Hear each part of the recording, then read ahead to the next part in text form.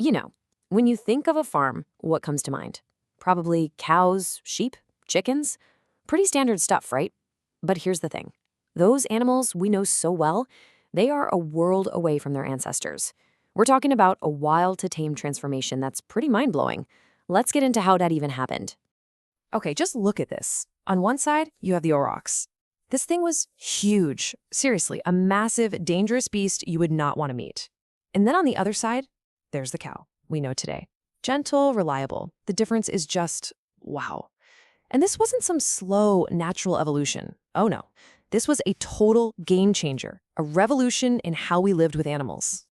So, that's the big question, right? How on earth did we get from that wild beast to the cornerstone of modern farming? Well, that's exactly the story we're going to unpack. All right, so to find the beginning of this story, we've got to go way back. And yeah, you guessed it, we're heading to the Fertile Crescent. This is where it all kicks off, where our ancestors started this huge experiment, animal domestication. And what's really wild is how fast this all went down. I mean, look at the timeline. In a relatively short span, about 9 to 11,000 years ago, boom, we've got sheep, then goats and cattle, and not long after, pigs. These four, they became the OGs, the absolute foundation of farming. So let's talk about goats.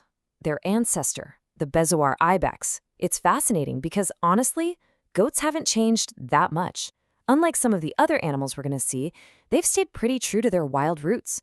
They're still super tough, super adaptable, they can basically live anywhere. Cattle, on the other hand, wow, they were like the original Swiss Army knife for early humans. It wasn't just about meat and milk. We're talking leather for clothes, bones for tools, manure for fertilizer, and the big one, labor. The power to plow a field, that was a complete game changer for growing food. And then you've got the pig. The wild boar's story is a little different because, in a way, it kind of domesticated itself. These guys were scavengers, right? So they just started hanging around our early settlements, drawn in by all the trash and stored grain. And what's totally nuts is that this didn't just happen once. It happened independently in two different places, the Near East and East Asia. That just tells you how incredibly useful pigs were to us.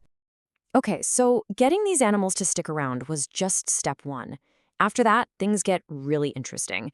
We started to actively design them, breeding them for super specific jobs. And some of those jobs are pretty surprising. Case in point, the chicken.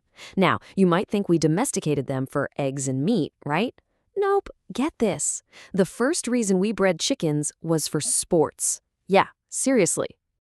Their ancestor, the red jungle fowl, was super aggressive, super territorial, which made it perfect for cockfighting.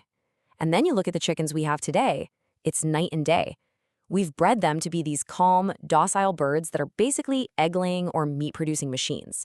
The transformation is just incredible. But if we're talking about an animal that completely reshaped human history, we have to talk about the horse.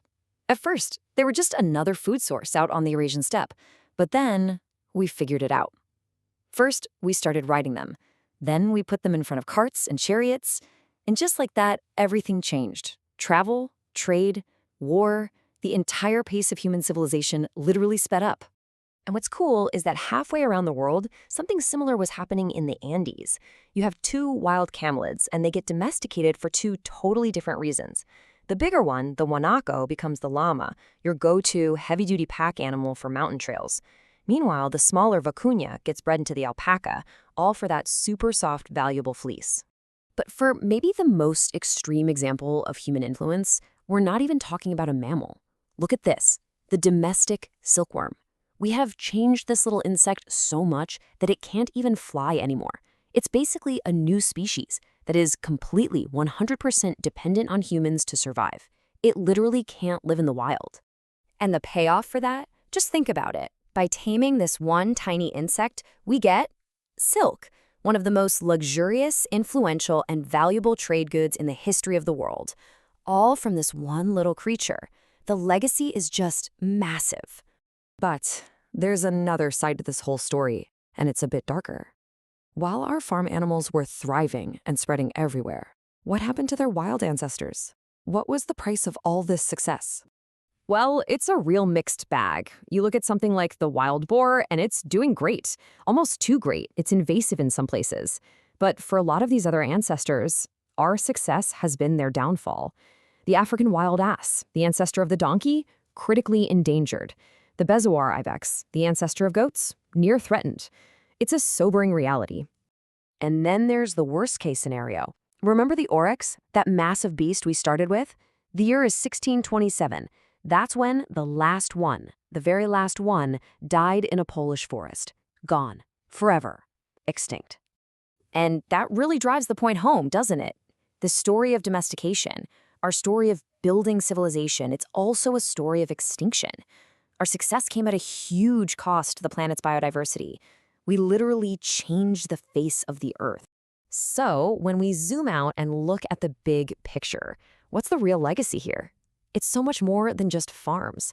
This partnership we forged with animals, you could argue it created the modern world as we know it.